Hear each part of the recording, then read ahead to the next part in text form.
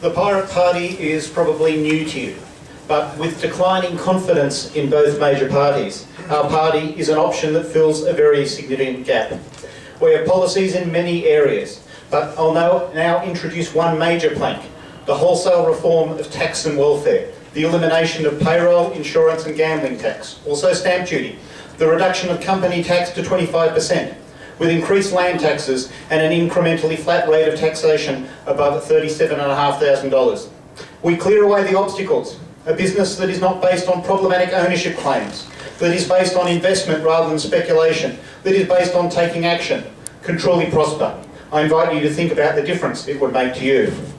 But we're not blindly pro-business. We support everyone.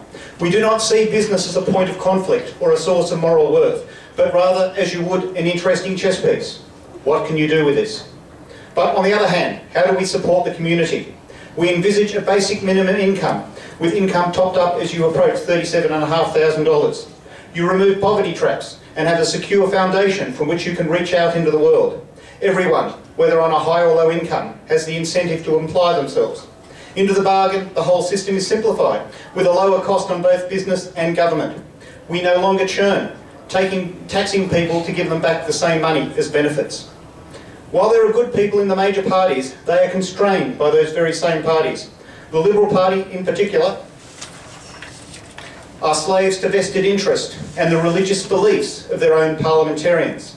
Their push for freedom of journalists to speak out in very particular ways, while at the same time limiting whistleblowing and transparency. While they claim to have innovative policies, they are really no different to before, and their ingrained conservatism, as much as anything else, stops them from seeing clearly. I don't wish to deny Mr. Alexander's contribution to things built in Bennelong and his promotion of business, and of course Lyndall's comments as well, which are interesting to hear. But we do live in a larger world, one that's subject to more than just what's being built around you, but also the overarching policies of government. While Labor has made positive steps, they are limited by the legacy of conflict between employers and employees, and themselves suffer from overreach in terms of government intervention and policies likewise built in an ad hoc fashion. We believe in freedom of the individual. We want government to enable and support us, rather than regulate and control us. We have striped support for social spending, but this is in the context of limiting government to 25% of the economy. We develop our policy from a consistent base. We have a large pool of people to draw on, but not so many connections that we are beholden to vested interests. The major party cherry-pick policies from otherwise reasonable inquiries, where rather than having a self-reinforcing set of policies, you have something akin to a three-legged chair with one leg missing. Nobody has a monopoly on rational thought. However, our policy is the result of a shared, deliberate, objective, evidence-based process where we try to be aware of ideological leakage. Our policies are appropriate, considered, innovative, and not beholden to vested interests, and fit together as a whole, in a way the major parties can't ever think about achieving. Our world has changed and technology has provided new opportunities for innovation and expression, but also new opportunities for both corporations and government to measure us up, control us and intrude on our privacy.